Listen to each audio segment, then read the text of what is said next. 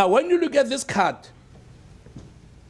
carefully, you realize that although my secretary who designed this, we turned the Star of David into a flower. When you look at this carefully, you realize this flower is really, it's a Star of David. And we also chose to use the colors of the Israeli flag to show that the daisy is there to help the people of South Africa to get the best out of Israeli innovation. Now, what we are planning to do, with Daisy, the full name is Daisy International, because we have a vision for outside South Africa. What we are planning to do is to get students and university graduates, take them to Israel for two main purposes.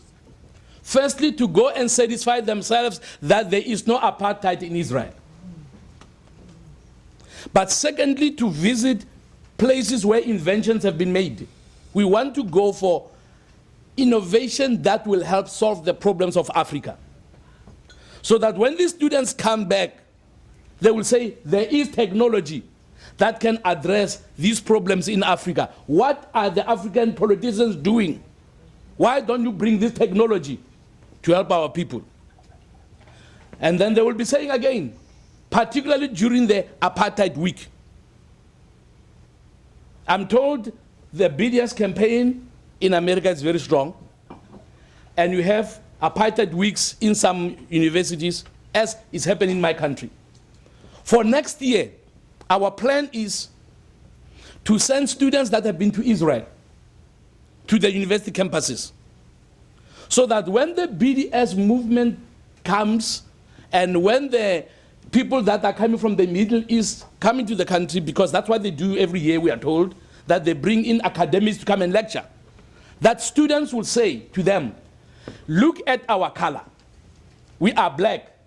Don't come from outside. We are born in this country. We know what apartheid is. We come back from Israel.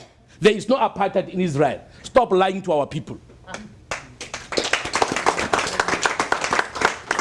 Now, once we have succeeded with that, the name is Daisy International. In future, we want to send some of our people to US campuses. The organization stand with us. We are told they're doing a great job. But we want to bring them black people from South Africa who grew under apartheid, who know what apartheid is. Go to your universities and say, stop misleading people, stop lying to people. We come from South Africa. You are lying when you say there's apartheid in Israel. We have been to Israel. There is no apartheid in Israel.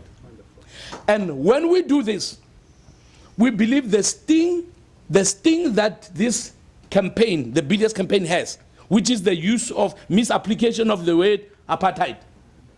That sting, which is, the sting which is the apartheid allegation, if it is taken out of the BDS movement, then the BDS movement is going to be weakened.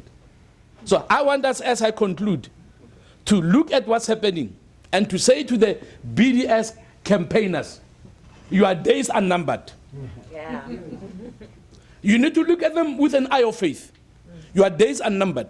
What we are hoping to do is to send you people from South Africa. Me also, come with them and challenge on your campuses all the people who have been saying Israel is an apartheid state. Israel is a great country, the only democracy in the Middle East. What we have seen happening in Israel, we have said to people, if during apartheid in South Africa, we were living the way the Palestinians and the Arabs are living in Israel, then there would not have been any need for a Nelson Mandela to be an icon. Nelson Mandela would not have gone to prison for 27 years. Because what Nelson Mandela fought for was to have the right to vote that they have in Israel, the right to freedom of movement that they have, the right to live where they want to live. Everything that he fought for, we have seen it in Israel. He fought for the right to go to the school of his choice. In South Africa, there were white schools and there were black schools. He fought for the right to go to a hospital of his choice. Although I've not been a patient yet in Israel, one of my closest friends 2 years ago went to Israel and he had an accident and he had to be hospitalized. So he said in that hospital, on his right was a Jew, on his left was a Muslim. He was black in between. What a sandwich. What a sandwich, you're right. A Muslim, so a Jew on his right and a Muslim on his left. And when they would have times of chatting, he would ask them about the politics. And he said, those patients said, we don't have a problem. The problem is the politicians. The problem is the politicians. He said, look at how we are living. This is the way we want to live.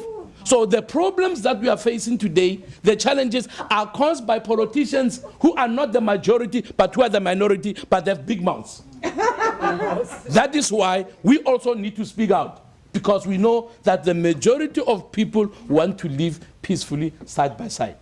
The majority of people know that there is no apartheid in Israel. So the few that are saying, shouting apartheid, apartheid, apartheid, let's confront them, because they don't have facts.